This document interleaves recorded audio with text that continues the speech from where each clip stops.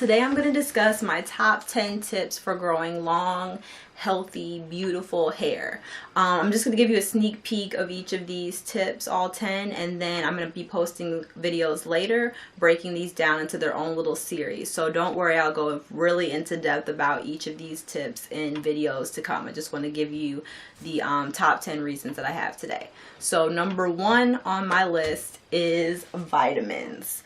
I have taken all different types of brands of vitamins, vitamin regimens, so don't worry, I'll be going into product reviews and speaking about each of the vitamins that I've taken. But I do believe it's extremely important to take vitamins. Your hair needs nutrients, your body needs nutrients, so it's important that you're nourishing your hair from the inside out. So every day I take a minimum of at least 2 vitamins, so that is very important. These I got from Whole Foods, and I'll be going into depth later, but some type of hair or multivitamin. The next thing that I swear by are deep conditioners. Every time I wash my hair, I do a pre-poo, I do some type of hot oil treatment, and I always do a deep conditioner. I never just shampoo or condition my hair. I'm always making sure that I put in moisture. I'm always making sure that I use some type of deep conditioning treatment. And these can go from high to low ends, from really do-it-yourself at home inexpensive treatments to more expensive ones. I'll be going into depth about that, but you need to deep condition. The next thing is using natural hair oils. This is my best friend. We go way back. Organic virgin coconut oil. I'll be talking more about each of the oils, but it is so important. I wish I started YouTube a long time ago so I could have showed you guys all the things that I threw away. Basically a whole trash bag full of products that I threw away because the products are deceptive. They say they're coconut oil, but they're not. You read the ingredient list and the last ingredient is coconut oil. Or you go on Target and something says carrot oil and it has basically petroleum in it, or it has mineral oil. It's not what it says that it is. So you have to be committed to thinking critically about products, reading the label, reading what's in them. And you can find things really inexpensive, but a lot of, unfortunately, black hair care is not what it says it is. And we're putting things on our hair that don't really moisturize or take care of them. They're basically the same as putting Vaseline on your hair. They're crap. So I believe in natural hair oils. Keep the hair moisturized. The fourth thing is taking care of your hair at night. I always wrap my hair. I'm a very rough, wild sleeper, so I normally have to put 2 silk scarves on, and I'll show you guys how I do that. So I normally wrap my hair up at night. I put on a silk scarf one way and a silk scarf the other way. I get these really inexpensive at vintage thrift stores, $2-3. And I also have a satin pillowcase. I believe in having a satin. Cotton is the devil. You do not want your hair on cotton. The friction of it really promotes breakage. It really is drying to your hair when you think about using cotton washcloths or towels to dry off. It absorbs moisture, and so when you sleep with a satin pillowcase, when you sleep with silk, it allows your hair to keep the moisture and also to stay smooth and not break off. So I always wrap my hair at night. In fact, as soon as I get home from work or I'm done for the day, my hair is wrapped in the house. So wrapping hair. The next thing is trying to use minimum heat. In this video and for the next few videos, my hair is straight right now. I really only straighten my hair every 3 weeks or so.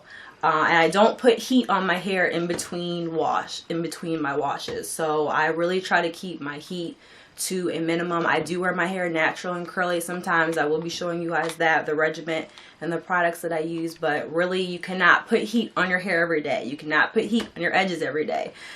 You just can't use heat that frequently. So trying to keep your heat to a minimum.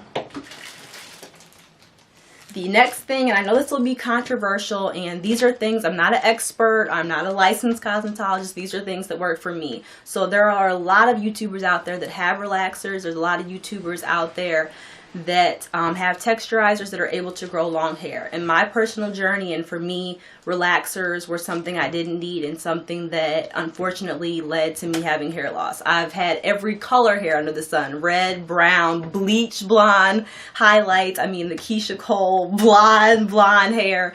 And almost all my friends, people that I talk to, say when they get color, it causes their hair to break off. It's very difficult to maintain and to keep while having long, healthy hair.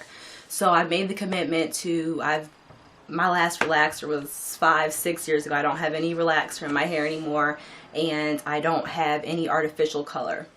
A lot of people like for their hair to look as dark black as possible, and so they resort to using over-the-counter black hair dyes. I don't do that anymore either. So I use Lush's brand of henna. It has a henna and indigo mixture, which doesn't create the red tint, it creates black. And I'll be making a video on that as well, but I use natural, basically henna and indigo to naturally dye my hair. So I don't use any relaxers, don't use any unnatural hair dyes. The next step is protective styles, and this is also a very controversial topic.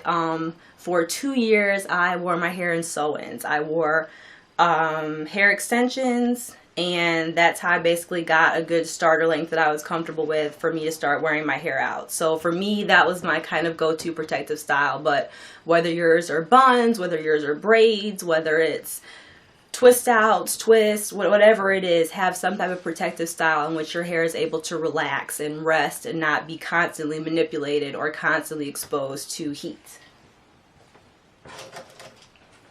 The next one is going to be sectioning.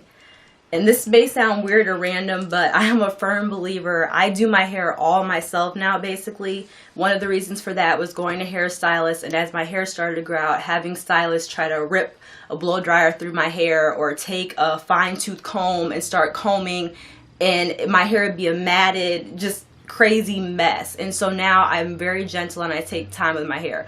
I section it off. I swear by these clips. You can get these at the beauty supply, wherever, really cheap, and make a lot of sections, blow dry each section out.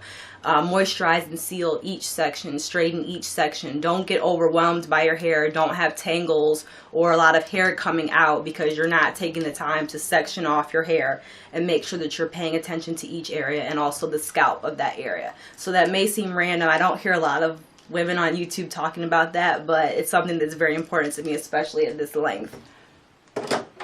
The next step has to do with trimming. I do all my trimming myself now. I use the search and destroy and dusting method. I'll be talking about that as well. But making sure you have something in your regimen that has to do with dealing with those split ends, because the hair will continue to split up the shaft if you do not take care of the split ends at the bottom. But at the same time, you have to understand that your hair only can grow from the root. That's where it's growing from. So making sure you're taking care of that, and making sure you're taking care of this hair on the end that's been with you for sometimes years and is possibly gone through a lot and needs to be trimmed. And the last step has to do with water inside and outside. Making sure you drink a lot of water daily, making sure you're clean and healthy on the inside.